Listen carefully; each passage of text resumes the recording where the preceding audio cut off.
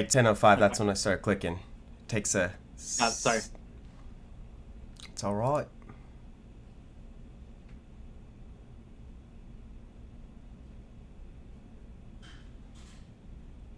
So, did you see the live yet? See, I don't see the live. No, but I don't see the countdown. There it is. No, but I don't. There we All right. go. There it is. Here we go. There we All right. go. So I kind of put together some of the darker moments, including what I really wanted to do, but I couldn't find 10 of these, is like dark moments of the Doctor themselves. But Gotcha. Well, this is the one that... like, this is the episode that got me fully on board with Doctor Who, where I was like, finally, like, okay, this is some crazy stuff we're watching. yeah, The gas mask. combination of like creepiness, but then also like cool moments with it's a killer. You're not going to know this one most likely, but this is one of the dark moments with the Doctor. Okay. So this is the sixth Doctor, Colin Baker, choking one of his companions, Perry Perpigillium.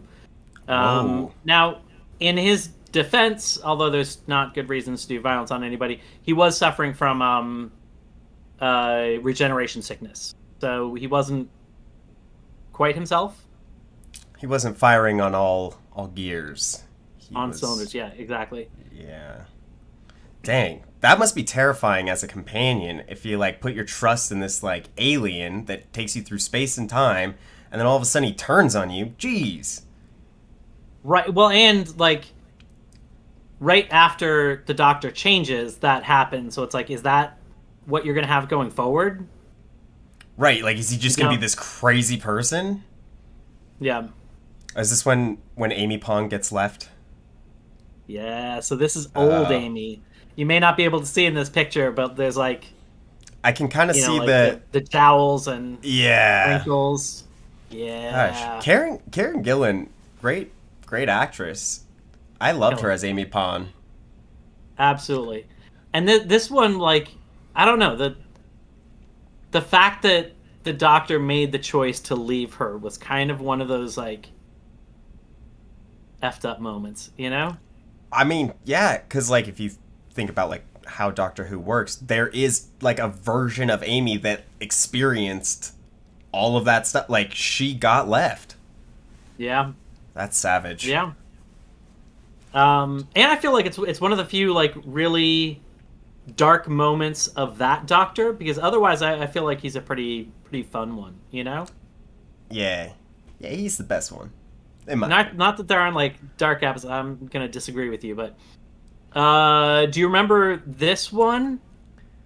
So this is from God Complex. This is when the Doctor's in the hotel and there's, like, rooms with everybody's fears. Oh, yes.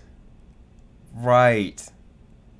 And this is the monster chasing them. And they all each have, like, a different monster, right? It all looks different to each person? It's the same monster. Each room has a different, like, has a nightmare for a specific person. And it's like, when you see that is when this thing comes after you. Right. But what...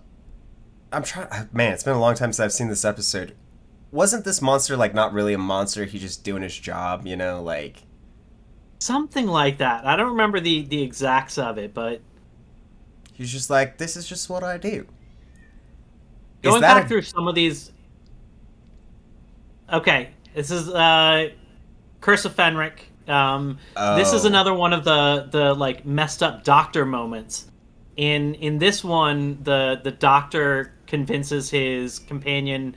He's trying to trick the bad guys who have his companion Ace, and he makes them think that he doesn't care about her at all, and she really thinks that she's going to die, and like she hears him saying these kind of horrible things about her, and it's I think this is the first time that you see like a really scheming Doctor who's like willing to. And which Doctor is this?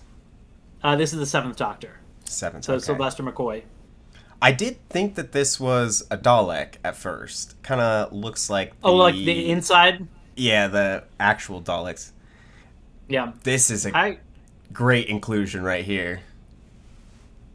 So this is another one of like the Doctor being dark moments. Time Lord Victorious. Time Lord Victorious. That's when he tries to stop a moment that was set in time, and he failed. But also like the fact that he thinks that he's above the laws, the rule. Exactly. Yes. Because he'd been talking about fixed moments so many times before this. Right, like that they just can't be changed. Right. And then he's like, oh, I can do it. Yeah, I'll do it. And then he does not. He tries. I know. He thinks he's successful at first. Yes. And I think that's good because it also kind of like lets him know that he can't escape because he knows that his end is coming. Right. And so it's kind of letting him know that like there are certain things that are set in stone. Fixed. Yes. And then of course we've got Zola. I'm just kidding. He's not Zola. Well, I call him Zola because he plays Zola in the MCU. Yeah. But he's the first time I met the Master. No, not the Master. This is the dark side of the Doctor. Oh, I'm okay. Yep. For a second, I was getting him confused with the old guy that he sees him after the end of the watch. No. But you're right. You're right. This is the evil version of the Doctor. That's correct. Or like the dark part of the Doctor that kind of manifests into this. That's right. That is correct. Which does transition us into an actual dark version of the Doctor, because this is like the dark side of the Doctor, but it's not like him. Mm-hmm. The Valyard is also from the Sixth Doctor, which is where we saw the Sixth Doctor strangling Perpigillium. And it turns out that the Valyard is there's the trial of the Time Lord. The Doctor is on trial. His life is at stake, and the Valyard is the one who is arguing against him, the case against him. And it turns out that the Valyard is a future version of the Doctor. So it's kind of messed up to know that at some point the Doctor might not be a great person. I wonder if they'll ever explore that. I wonder about that. Him becoming the Valyard. That's interesting. Yeah. Huh. Oh, I'd be curious. See, I don't know who that is either. This is from Midnight, which is the one that's kind of like a bottle episode where the Doctor is on the little ship, and the person starts mimicking other people, and then the person starts mimicking the Doctor, and then she actually gets ahead of the Doctor. That one. Yes, okay, I do remember that. So I think because of the black and white, it looked like old Who, and I was like, oh yeah, I don't recognize her. No, that one was so scary. Yeah. Oh, I love that episode. I mean, the numbers are also over her eyes, and like it's the pictures aren't great because I've added this like old timey timer feel. No, it looks great. Looks so good. This must have taken you a long time. This is beautiful. It literally took me hours. And hours. And it's worth it. Look it. It is worth it for people to... the scariest thing to exist in Doctor Who, in my opinion. This is definitely... If it isn't the scariest, it's definitely one of the scariest. And I absolutely love this episode. It's so scary. Just everything about him. And like... what they are, how they just feed on like the what could have been energy, they feed on the possibility instead of like actually killing. Did you look away? It's looking at me. Don't look him in the eyes. But also don't look away. Oh my god, that's frightening. Oh, that episode is so good. Yes. All right. Yeah, these guys are terrifying. Oh, you blinked. Yeah. This was like my only change to it was actually having like them change during it. But hello everyone, welcome to Road Goes Ever On and On. Welcome to this special live episode, the second of three, as we go through the three Doctor Who specials celebrating the 60th anniversary. So we'll be doing another one of these next week. Please join us 6 p.m. Pacific time. But today we are talking about the second episode, Wild Blue Yonder. I absolutely loved it. I don't know what your original thoughts were, Mark. I loved it. I absolutely loved it. My first thoughts, this episode felt like one of my favorite episodes, The Doctor's Wife, where they go on the outside of the universe. They're hunted by this thing that lives outside the universe, but a different take on it. And I thought it was wonderful. Absolutely. Okay, so let's this episode gets into some dark places, but let's start kind of like the episode and let's have a little bit of fun and celebrate some of the things we love. So, love it. Wilfred was in this. What did you think? Blown away, because I knew that the actor passed away in, I thought it was a couple years ago, but apparently it was only in 2022, and they were able to film a couple sequences, and oh my gosh, just bringing a tear to my eye of Wilf seeing that the Doctor figured it out, and like just the joy in his face of like, I knew the Doctor would, figure out Donna and be back, and his face is like springtime, and I was just like, Will, I love you. I know. Wilfred is one of my absolute favorite characters in Doctor Who, and so like it brought me so much happiness. I thought that what we got in the last episode was going to be it, to find out that like he's still alive and Unit's taking care of his housing. That to me was enough for me. I was like, oh, he's still Same. around in this world. That's all I thought we were getting, but seeing him in the flesh warmed my heart. Absolutely. Okay, so next kind of fun bit is hot Isaac Newton and a fun intro. What were your thoughts on this? I was trying to think, like, we talk about how there's the historical pieces. Since there wasn't a lot of info about this episode, I thought we were going to get a historical piece where we hang out with Sir Isaac Newton. I liked the Mavity joke. I thought that was great. I do wish that we had maybe like the Doctor go back at the very end and be like, and maybe he will at the last episode and be like, it's gravity, to like fix it. But I even like when he says, oh, she might have got caught in the gravity field, and they're like, what? Right. Or Donna was like, what? And he's like, oh, Mavity. So like the Doctor knows he messed up. Yeah. So Dawn said same. She thought it was going to be a historical episode. I actually kind of felt the same, and I enjoyed this rug pull because it, once again, we didn't have a lot of information going into this episode. So when it opened up to that, I was like, that doesn't make sense with like the pictures that we've seen. But sure, it's a historical episode. And I thought it was like a fun short thing that kept you on your toes and made it so that you didn't know exactly what was going to happen. And it was pretty short. It was only like 2.5 minutes, Oh, yeah. Very quick. So it didn't take up too much time and had like just fun to it, so that it sets an interesting tone, which changes. I will say that I think in this opening was the first time we saw the traditional Donna Doctor, like how they interact with each other, because like watching her as she like sets up that joke and like the Doctor's like, no, like don't do it, it's terrible. And she's like, and they both go in together. I was like, Donna and Doctor are back. I'm here for this. Don has a question. I'll get to it in a little bit, because I do have some kind of thoughts on that. Okay.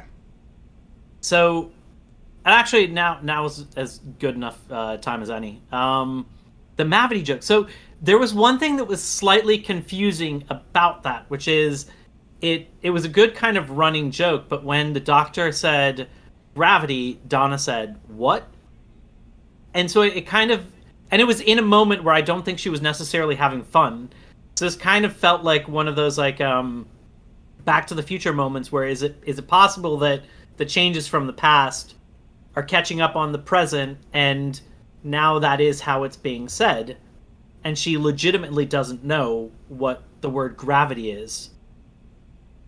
I do think that I think Mavity has been changed in their world, and only the Doctor remembers because time for him is very different. So like That's what his Mavity is not his past, gravity is his past, and so I think Mavity could be the new word. So I mean, I do think that this, if they do it well, maybe it could be a funny running joke. I do think that this could become cumbersome, so I like your idea that at some point he pops back and corrects hot Isaac Newton. But my original thought was, what if this is a pocket universe? And so the implications of what happens here doesn't matter, and we are already seeing the toy maker messing with the Doctor. Ooh. Okay. Do you think that... So there was one time in this episode where I thought this might not be the real Donna. This might not be technically the 14th Doctor. I know we see him regenerate, but like maybe... Like how sad would it be though if it's this Doctor and he doesn't see the real Donna? Like what if he's in a whole pocket? Like everything is a pocket. And I did kind of have that feeling at one point in this episode, not based on the Mavity joke, and I can't remember why I thought that, but I was like, what if this isn't real? Yeah. We'll see. I think that should be wrapped up by the next episode. I would hope so, because he's supposed to regenerate in that episode, I believe. Right. I definitely assume that. The last thing I kind of wanted to get into that's kind of like fun before we get into the meat and potatoes of the episode was, what did you think about how little information there was about this episode going into it? I loved it. So, I mean, I haven't really looked at a lot of information for the 60ths, except for like NPH as the toy maker. That's all I really knew. And then I think I saw a picture of the Meep. So I didn't really realize there wasn't a lot about this episode. But I really like that it's like one of those bottle episodes that are very like, it's contained with itself. Mm-hmm. It sets up this like mystery early on. And it like gives you kind of like all the things, and you can start working it out. Like it sets up all the early pieces for the end in the beginning, and I felt like that was it's like one of my favorite type of episodes of Doctor Who. Yeah, I thought it was great. I thought it was refreshing. I thought that it allowed, like, you didn't know what you were getting into. Like you said, like you originally thought that, you know, maybe this is a historical episode, and then it clearly isn't after a little bit, but then you don't know it's potentially going to be horror, but there are some of these creepy moments that like get your hairs kind of standing up, but then there is a little bit of levity, so it doesn't quite feel like that yet. It really gets teased out, and I love the fact that that nothing was spoiled, and so I could really enjoy this ride, because I felt like this was an amazing ride, not knowing what was going into it. I actually remember a point, and we'll kind of get into the stuff later, but like when I first knew that something was wrong, I just started to look at Dawn and be like, "Are you seeing what I'm like? This doesn't make sense, right? Right? This doesn't make sense." You know, because like it was odd that we started having the scenes of the two of them in two different rooms that weren't, and I didn't know it was wrong. I didn't know that we were into like creepy territory. It was just right. It was just weird at this point. And I think that reveal, like after when she was like, "Oh, my arm's too long," and you're kind of like, "Oh, wait a minute, things are weird here." Like the creepy moment like intensified like tenfold at that moment. Yeah. I will say I am appreciative about this episode. We complained about the last episode with the sonic screwdriver being too overpowered, if you remember. Yes. And they took all of his tools away from him. Which makes it so great. Like, let's make it so that that they have to deal with the situation without any of these kind of like tools that can just do whatever that they want. I think it's time for a trivia question. I'm ready. Let's do it. Before we do that, if anybody else has any thoughts, questions, please feel free to throw them in the chat because we would love to interact with you. Also, if you know the answer to the question, please throw it in the chat. We will wait until the end of the episode to talk about the answers. Hopefully. I know we might have forgotten to do that the last episode because that was our first live episode. We will not forget again. So let's go ahead and do a trivia question. All right, let's do it. Okay. We have, what is the name of the beach where the 10th Doctor said goodbye to Rose in Doomsday? What is the name of the beach where the 10th Doctor says goodbye to Rose in Doomsday? There we go. Let's give everybody a chance to put in their answers before we say anything. So I'll give people just a few moments. Plus, there's lag, which gives them a few extra moments. I've got my answer locked in. Mark, I don't know if you have your answer locked in. Yeah, I've got my answer locked in. And I'll go first on this one. Yeah, good. Okay. So the answer is, I have no clue. I'm gonna guess. I'm gonna say, is it it's not the White Cliffs of Dover, is it? It's not on that beach. Anyways, I'm gonna say Long Beach.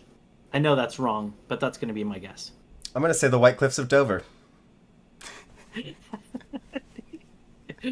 Donna's asking if we want a hint. That sounds like cheating. That sounds like cheating. I'll take a hint. How about let's do charades with Dawn, even though we can't see her, so that'll take. Yeah, Dawn, if you could act it out where it is, that would be great. Yes. Okay, so that is the first one. If anybody knows the answer, please feel free to put it in the chat. If you have any questions, feel free to put it in the chat. And let's get to what I kind of think is the meat and potatoes of this, which is, it turns out that this episode is a horror episode. Yes. What'd you think of that? I loved it. I loved it. I loved the idea of these beings on the outside. Yeah. That the outside of the universe, or reality, if you will. Yeah. Which, and the whole episode gave them these little, like, things that are in relation with paranormal. So, like, the cold breath, we did the salt superstition. Right. So, like, these could be just legitimate demons on the outside of our universe that exist, just, like, trying to get back in. Like, and they want to wreak havoc like demons. I really, really loved the whole idea of them. And it was a nice change of pace from the last episode. Like, this, to me, this is the strength of what Doctor Who can do, is that every episode can be different and explore different things. How many other shows really have that much freedom? You know? Mm-hmm. There really aren't a lot where it's like, there aren't a lot of rules in between. Right. And like I was saying before, this episode really reminded me of the Doctor's wife, because there's that being on the outside of the universe that's eating people and, like, hunting Rory and Amy through the ship, through the TARDIS. Lindsay saying that she's really glad she watched it at work instead of by herself. Hope you're enjoying the Moscow Mule. Thoroughly enjoying the Moscow Mule. It won't last through the entire episode. But, yeah, for like a kid's show, it was actually scary. Very scary. And I think like that uncanny valleyness of like seeing David Tennant and Catherine Tate as these like, you know, with the arms too big, or like when they're running as giant monsters, like that That was brilliant. unsettling, Yeah. but like also both of them phenomenal actors. Like Yes. anytime they switch between the two of them, like brilliant. Love them both. Yeah. It gave them a moment to do different types of acting. Like they got to do different themselves as somebody else being themselves, being somewhat foreign in the body, and having those evil moments and like so it really gave them an opportunity to kind of like have some fun. Mm-hmm. We've got great acting choices also, the subtle differences while trying to fool each other. Oh That it was yes. that was so in like the tie part really had me. I was like, "Oh, that makes sense. That is the doctor when he takes off the tie. Like you don't know how to have your body be different from your clothing." And so Right. to me I was like, "Okay, now we know who the doctor is." And then there was a great rug pull there. And Absolutely brilliant. that was a moment that David Tennant killed it when he was just like, "Oh, things exist after they're gone." I was like, "Tennant, you're so great! Like, come back as the Doctor again all the time." I know. Okay, so here's something that I thought was really great about this was it's a kid show, but it basically was a horror episode, and it was great horror, not cheap jump scares. It was great horror. We've got like the moments that we're kind of talking about of these moments where you're trying to figure out who is who, and so it's like that psychological horror of what if Right. somebody is, has the ability to take somebody else's shape. How do you figure out who that person is? And And like memories. memories, like the psychological implications of somebody screwing with you like that. But then it also has body horror, which was at times really, really scary. Like, Yeah, the knee thing. How many knees do they have on? Oh, two. On oh, one leg or two legs? So frightening. Also, welcome back, all mod cons. Welcome back to the live show. We love having you here. But yeah, yeah. it was so crazy, and I did think that. Okay, so this is where I get confused, and not Okay. necessarily confused. I think I didn't watch Jodie Whittaker's season, Right. and they talk about, the not things talk about to the doctor about remembering the last 15 years. And I had, Right. missed Jodie Whittaker's season, but I know that they retconned that he's not from Gallifrey anymore. But he also mentioned he killed half the universe. Could you explain that to me? Okay, so I don't remember all the details, but that was the last season of Jodie Whittaker's run, entitled "The Flux," and it was actually a really interesting experiment. I think it was not done well, unfortunately. I actually don't think a lot of Jodie Whittaker's run was done well, and I don't blame her. I really enjoy her as the Doctor, but the Flux was an interesting idea because it spanned the entire season. It ended up, I think, only being 6 episodes instead of a decent chunk of episodes.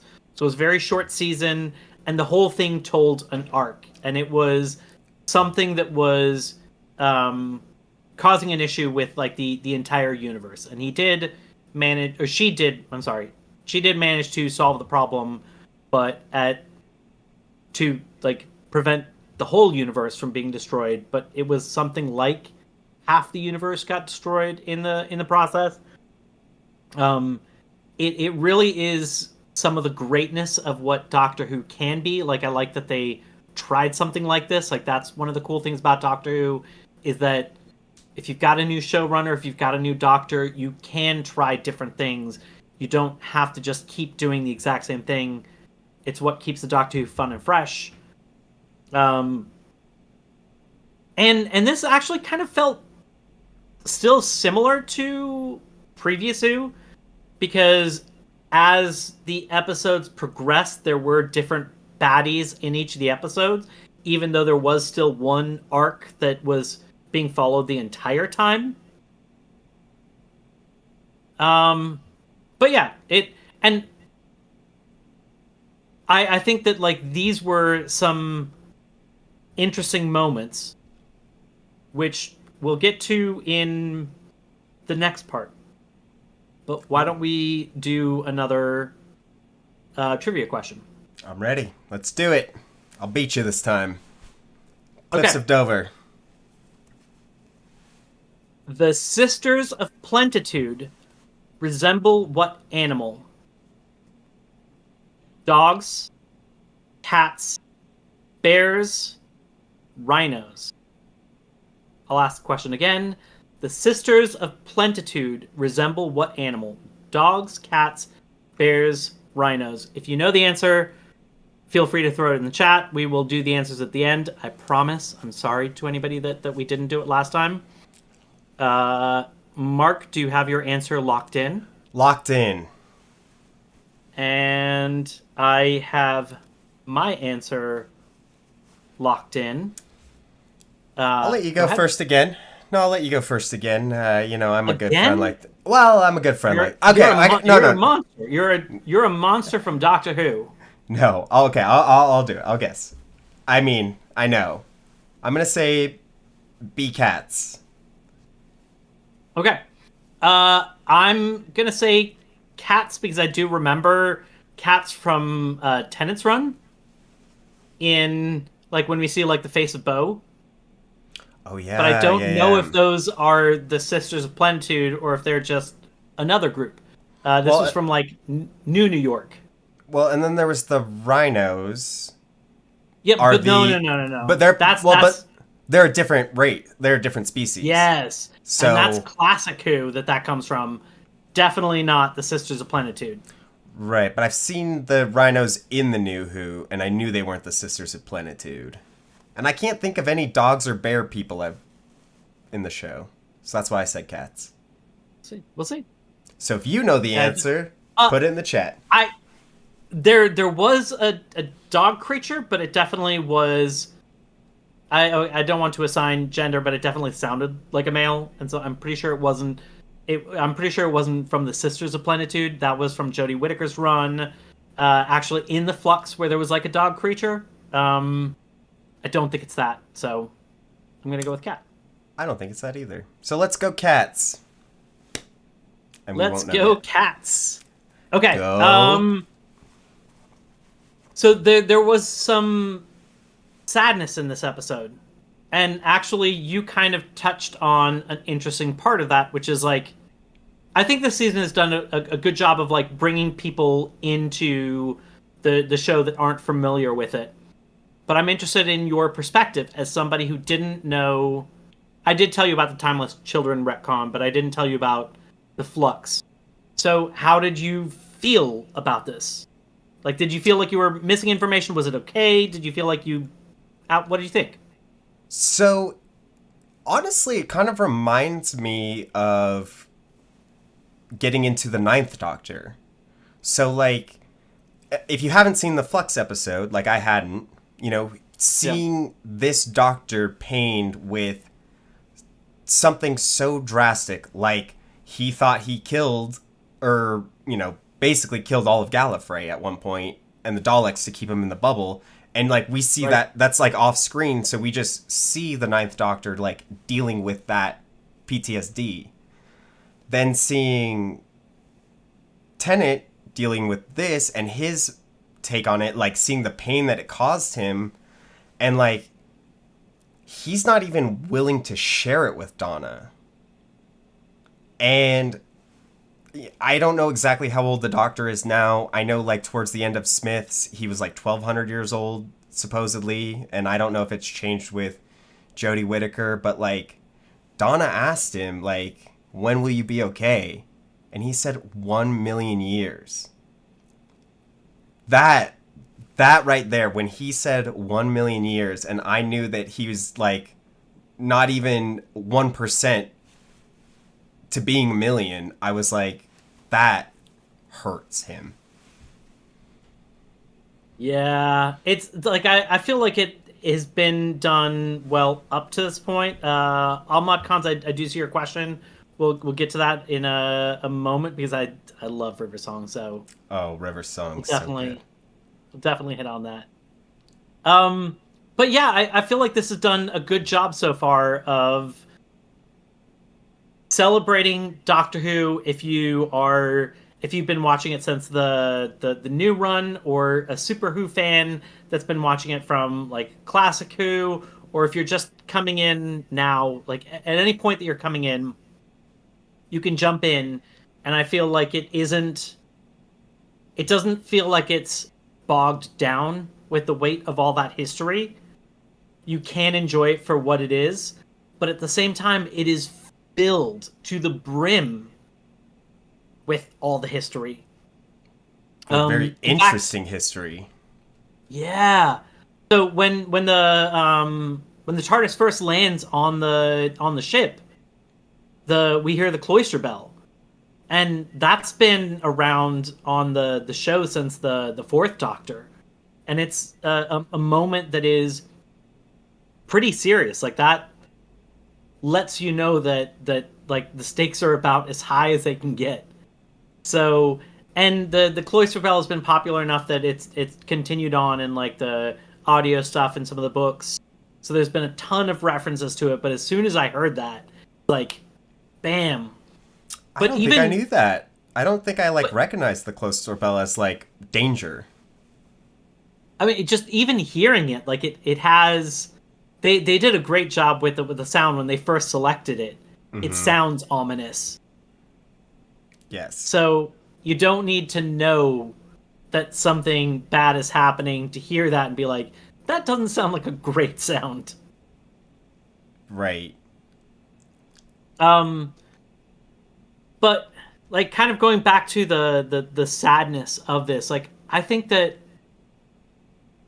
regardless of if you knew what the background was, they did a great job of conveying that sadness of like kind of like you said of referencing, I'll need a million years. Um, you see it when he's talking to when he's first talking to you know the the evil version, and The he's not talking things. about the not things, and he's talking about the timeless child bit. It's to me that's so sad that he finally gets to open up because there's somebody who knows what's happened to him, and then it turns out that that interaction doesn't matter. And it was, oh God, I know. And then, so I thought there was another sad moment, like Donna first gets her memory back and they're just hurtled, right Mm-hmm. into the, end of the universe or Sir Isaac Newton. So they like hadn't had a moment. And as soon Yeah. as they're in the outside universe, the TARDIS leaves, so they have to figure out what to do. And like they didn't have like that moment to be like, wow, Donna, like I've missed you, and like the Doctor. And then we see that from the not things where when he finally opened up to her, and she's like, we haven't Right. had a moment to just talk. You just run from one thing to the other. That's who you are. You're the Doctor. And I was thinking like they were having this moment. And I was like, and then Okay, that but was ripped away. I didn't think about this, that like that is even sadder because the fact that was from Donna's memory means that that's something she thought that she hasn't actually said yet. And then we saw the doctor's reaction to it, and it turned out that he had a reaction with somebody that doesn't matter. So it ended up being a non-interaction. So like both of them are not feeling satisfied from that. Donna still feels that and hasn't ever said it, and the doctor said it to the wrong person. That's like extra layers of sadness. I know. And that's why I feel like, okay, they can't take Donna away from us now. Donna has almost died in both episodes. We thought at the end of the first one she was going to die to having the Doctor's knowledge unleashed. Yep. Then we get, oh, she got left behind, and was pretty obvious that was Donna, like, afterwards. Like, she was like, Doctor, it was me, and the TARDIS leaves. We see the ship exploding. I wonder if they are setting up that Donna is gonna die. Okay, so this is one of the things that Dawn did not like about the two episodes, is Okay. that they keep playing with it. Like in the last episode, we actually thought Donna was dead, Yes. and then she came back. In this episode, it seemed like she was going to die. I did still believe there was time to save her. Like they didn't actually make it seem like she was dead. So for me, it didn't hit that same way where it's like you're messing with my heart twice in a row with the same character. Unless it's foreshadowing for the third episode. Because also, one thing I noticed that each episode ended with fire shooting out of it. TARDIS caught on fire, shot out fire. Ooh. There was that little stand that when he's talking to Wilf shoots out fire. Could be foreshadowing for the final episode that Donna might die to fire, maybe? And they've already, like, before any of these came out, they've already played up on that with one of the early trailers had that moment where the Doctor said to Donna, and this hasn't happened yet, I really don't think that I can save you from this, or something like that. So they're playing up on it. It's been life or death for Donna this whole time. Which to me could be the toy maker like pulling all the strings to continue to really screw with Donna in particular. So we'll see about that. So let's do another one of these, and then we can talk about River Song and whether or not she was in Jodie Whittaker's run, and we can look at Dawn's comments. So we've got... Okay. What animal head do the Jadoon have? And it's multiple choice. See, I know this one. We have rhino, we have hippo, we have lion, and we have horse. And I will go over these again. If you know the answer, feel free to throw it in the comments. Or the chat. The Jadoon. These, the chat. These are the comments. No, so blow, grow, Joe, bow people. Yeah. If I'm correct. And it says, what animal head do the Jadoon have? 1 rhino, 2 hippo, 3 lion, and 4 horse. And since you answered the last one, I'll go ahead and do this one. I believe the answer is number 1, rhino. That's the answer I believe. They're great. The Jadoon. I couldn't remember their names earlier, but the Jadoon are some of my favorite little Doctor Who aliens. That was a good episode. That was a good introduction. Like I want to see some more Jadoon. Definitely want to see some more Jadoon. Okay, so let's talk River Song first. Don's got a lot of words, so I have to read them real quick. Oh boy. It feels it. Okay, yes, this is talking about that last part, which is interesting. That so Donna's memories were exposed to these nothing creatures, and they were like her interpretation, which is kind of the way that I got it, is that they were able to get these memories, and while for her, looking at the Doctor's history was like staring at a furnace, because they've got, bigger brains, they were actually able to interpolate that data, which is why they could understand the story of the Doctor being, gone for 15 years in Donna's life. Mm-hmm. And so they were able to see that. And that was interesting, because that means that it is all there for Donna. She just can't access it, you know? Right. And so when they're separated with the glass between the not things and the Doctor and Donna, when they're trying to stop them from going out to stop the explosion, our Donna doesn't seem like she is Dr. Donna anymore. Like, all the energy Right. is expelled now, so it seems like Dr. Donna's not there. But their Donna did seem like Dr. Donna was doing stuff in the thing to try Right. to open the door. So I Yeah. think that all that is still there, just locked behind the Yeah. fireplace. The girl in the fireplace. The girl in the fireplace. Okay, so River Song. We can actually chat kind of like River Song in general because I Off of her. love River Song as one of the Doctor's companions.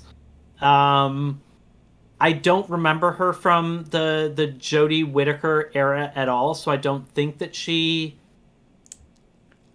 was involved in that. I believe And her I last do like, episode was with Capaldi. which was interesting that like they did that, and I loved it. Mm-hmm. And I do like, as much as I love the character, I do like that there is like some kind of finality, but she has been very wibbly wobbly, timey wimey throughout the whole thing. Um, so yeah, so we didn't get to see that, and that would have been an interesting relationship. Yeah. And could have gotten into more of like the inclusion that we've seen in Doctor Who, like especially recently we're really seeing a lot of that. Like I thought that was interesting that we had Sir Isaac Newton was played by, an actor of color. And I'm fine with that. I don't Yeah, I don't care. I mean, I think it's great, and I also liked how they said, as the Donna was like, "Oh, he's so hot," and the Doctor was like, "He is hot." Oh, am I like that now? And I love Donna's reaction where she's just like, "Yeah, you're always kind of like that. It's at the surface. We knew." right. So I do like that, but I also, I know that the first episode is getting a lot of hate, about where the fate of Doctor Who is, but Right. I think that was important for the story in the first episode, and it made sense. Mm-hmm. And in this Yeah. one, they didn't it wasn't like they weren't trying to beat it over our heads. It was just two comments that were made. Didn't affect the show, didn't affect anything, and I thought that it was, why not have it? Why? Who cares? Right. Angry internet trolls. That's who. I know. I don't remember the stat, but I saw something about Billie Eilish coming out and losing 10 or 100,000 subscribers on something, and it's like, what does that matter? That's, Who cares? like, who cares?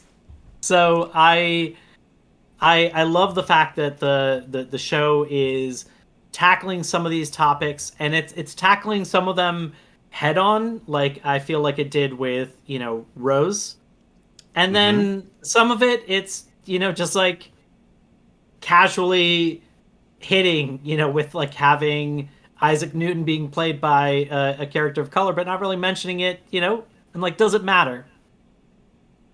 Almond Khan says that she loves the openness and progressive nature of new Doctor. I love it too. And I know David Tennant is a huge activist as well, and he's gotten a lot of flack for wearing pro-trans stuff. So it's just ridiculous. Like, why have hate in the world? The Doctor is not about hate. The Doctor is probably like the most inclusive person in the world, and like, I think that is why the Doctor resonates with so many people. And Right. like, to me, Doctor Who's always been a woke show, and I love it for that. I think it's great. It's awesome. Right. And this stuff has been around for so much longer. Like, Captain Kirk was making love to green people for so long. Like, it didn't. Skin color definitely didn't matter to him. Right. So the I love it. To me, the way that this is for me is that like there's the world is filled with so many people, and not all of them are here in America where you and I are. You know, like there are entire countries where everybody looks different from us for the most part.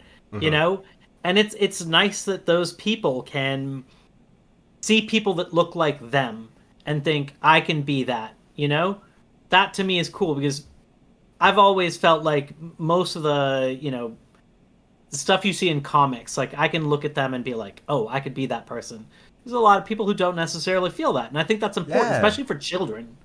Oh For yeah. children to be able to see somebody that they connect with and say, I can do that. I can do great things. It doesn't matter if I'm this gender or this color or this whatever. Well, And like it's a like a rising tide like rises all boats. Like to me that it's good for everybody if yeah. everybody has those aspirations. And so for like the first episode with, hitting the hot, button topic of trans rights and trans um equality, Yeah. like one, when do you see like any like science fiction show where there's a trans lead actor or actress? You just don't see that. And the fact that like in the lore of Doctor Who, it's like, oh, the reason Rose is trans or why she's non-binary is because she has the Time Lord energy inside of her. And so in Right. that case, it's like, well, every trans kid could watch that episode of Doctor Who and to them feel Hmm. like they have Time Lord energy in them. Like they're Right. they are special, and they should be taken care of because they are basically Time Lords, in my opinion. Yeah. Yeah. 100%. I agree. I love it. I feel like I've got enough stuff like the fact that I was born where I was born means that I already have a leg up on so much of the world. And then like add to that my gender and skin color. I don't mind if there are people sharing platforms and like sharing equality with me. To me that doesn't make the it doesn't scare me at all. In fact, if anything, it makes the world a more interesting place. Like Yeah. I think we've seen some of the great stuff recently that can come out of all of these other countries. I love the fact that there's like Squid Games was big on Netflix. Like that hit Yeah. huge. Like yes, let's get more Korean language stuff. Like let's Dark. do more dark. Yes, like let's do more languages, more cultures. Like to I me, love it's it. interesting seeing all of these worlds and saying both what connects you to those people, where it's like regardless of where you are, there are so many things that connects you with these people, and then also seeing the things that are really interesting where it's like, whoa, I've never seen that perspective. So it's Oh both yeah. familiar and foreign, and I love both aspects. Same. I've mentioned it before. One of my favorite superheroes is Spider-Man, and I, grew up with Peter Parker Spider-Man. But Yeah, having Miles Morales Spider-Man, the first Black Spider-Man, I'm like, I love it. I love Miles Morales, and in fact, the Spider-Verse movies are some of the best Spider-Man stories ever told. And it's through the yes, lens of Miles Morales, and I love it. And it's like, cool, I just get to get more content of the character I like. Okay, I'll take right, it. 100%. Okay, let's hit up some classic with this question. Oh, I have to. Oh, look at my wrist. I gotta go. It's past my Who time. Don, you thought you could trick me with this one, but I think I know the answer to this one. I'm actually I reading this, I didn't realize that it was refused, but I do know what actor didn't do their regeneration, so I feel like I know the answer, but I didn't realize it was refused to play. And I do understand why. So, we'll get into this. So the question is, which actor refused to film the death of his incarnation? I think I might know. I mean, it's between 1 and 7, so I think that anybody can guess. It's a classic Who feel free to throw the numbers 1 through 7 in the chat. Once again, which Why actor can't it be appears in 8? film? Why can't it be 8? It could be 8. I don't know if that's really considered. Kind of considered classic. Is that New Who? It's in a weird. It's definitely not New Who. So I guess it's like classic. It's like if the Doctor Who timeline is a universe, 8 is in this like pocket universe out here. Okay, Ahmad Khan's is guessing 6, and saying that you're clueless. Most people are clueless. This show's been going on forever. What's your guess, Mark? I'm gonna say Chris Baker. So there's a Tom Baker and there's a Colin Baker. Colin Baker. Sorry, Colin Baker. Okay, I meant Colin Baker. Which is also 6. So you're going with 6. I'm going just with like 6. all Mod Cons. Are you also lol clueless? I'm always clueless. I'm wholess. Okay. I just actually walked in here. I didn't know this was happening. I'm what's very going confused. on? Who are you people and why are you in my room? Okay, so I'm also gonna say 6, and the reason I'm gonna say 6, Colin Baker, is because I know for a fact that he didn't film his regeneration, and that they had to put this silly blonde wig on top of Sylvester McCoy to have Sylvester McCoy film Colin Baker's regeneration, and then they took the blonde wig off. I don't think I realized that he refused to film it, but I'm not surprised considering the fact that he was unceremoniously gotten rid of after 2 seasons. He got the which is not what he wanted. And they were trying to get rid of the show at that point, so like it's not his fault.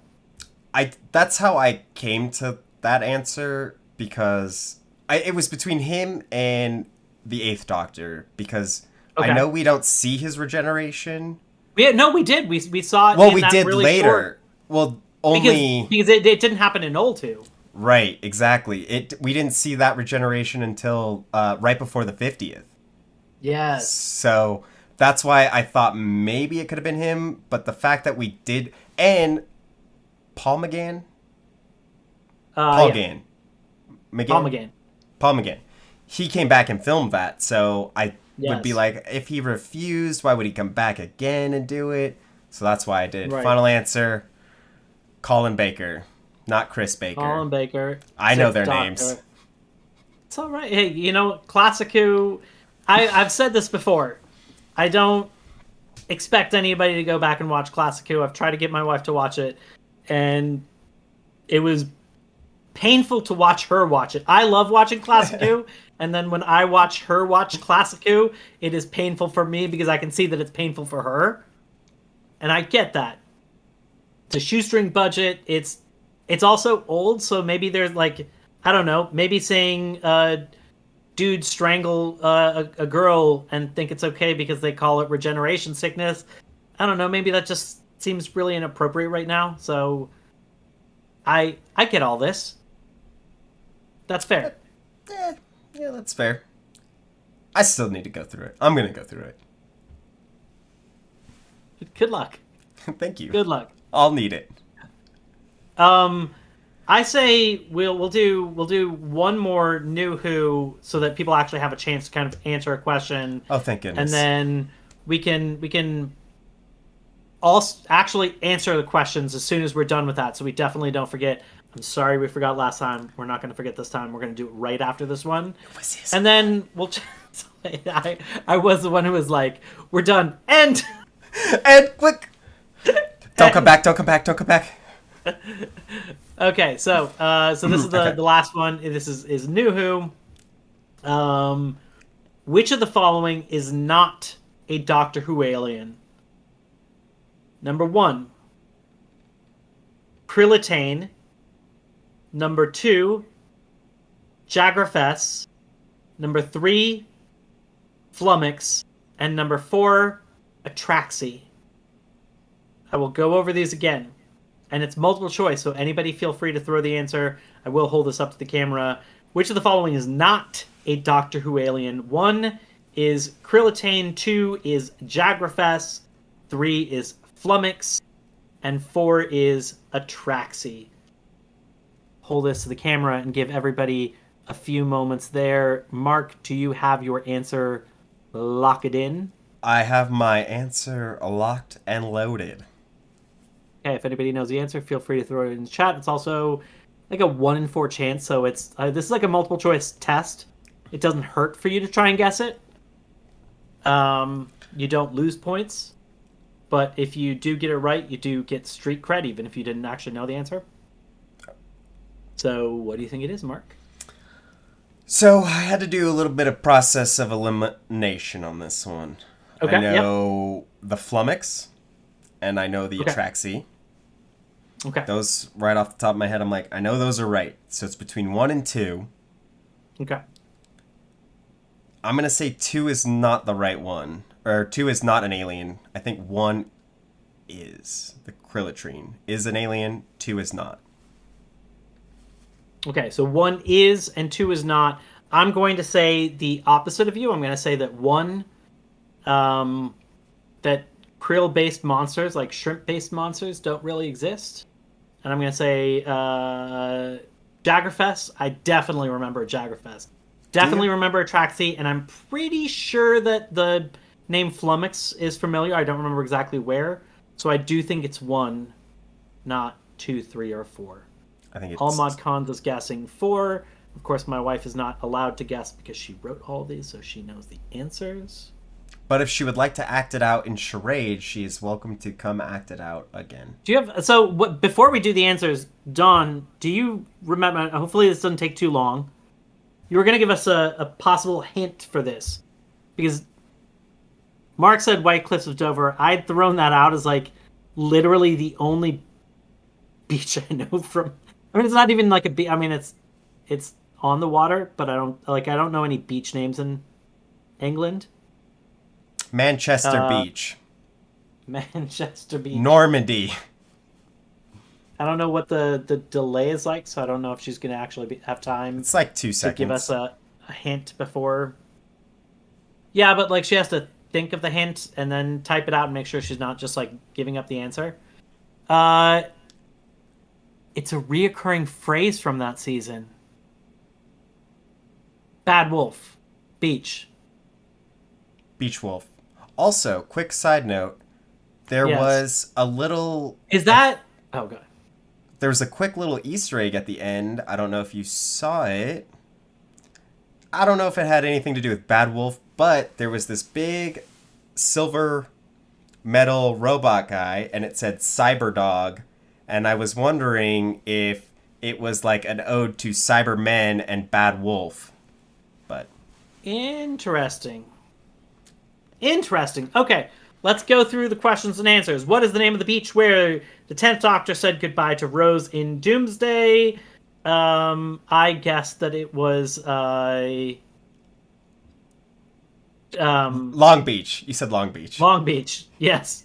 I came up with a really dumb answer. Holy crap, my guess was Bad Wolf Beach.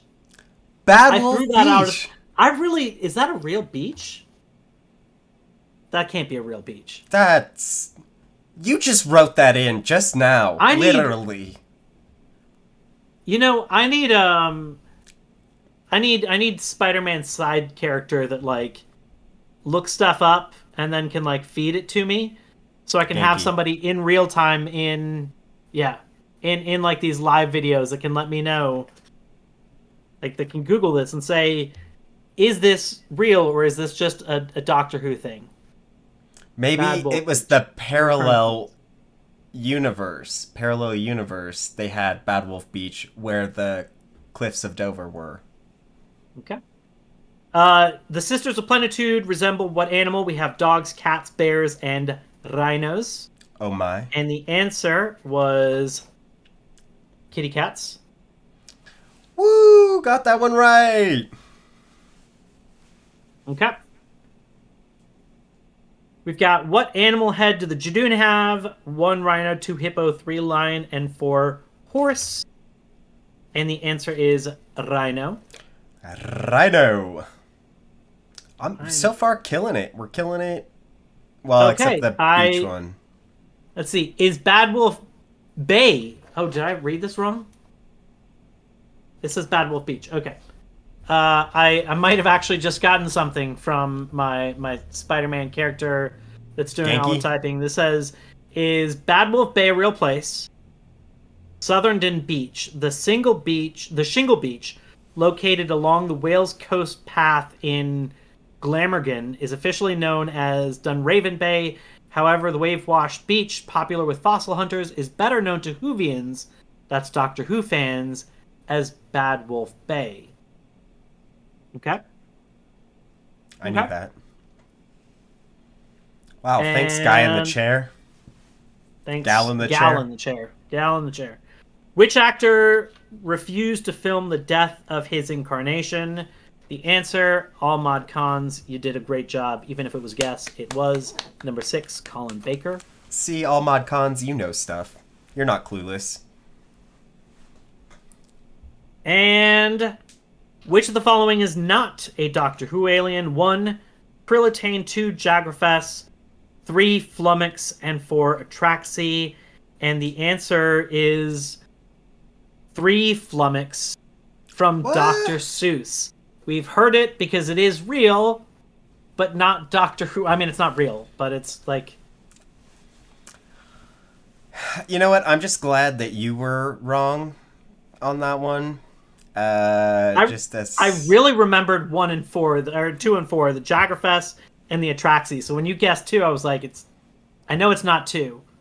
I know it's not 4. I think I've heard of 3. Yeah, apparently from Flummox. Dr. Seuss. from A different the doctor. You know, a different doctor. Some would say just this equally good doctor, you know? But. Yep. Yeah. But with that, I think this brings our journey to an end. Thank you for joining along with us as we finally answered the trivia. Next week, we will be going over episode 3 of the 60th anniversary. So come back, join us at 6 p.m. Pacific time on December 10th. We would love to see you guys and have a great night. Thanks a lot. Thanks for watching.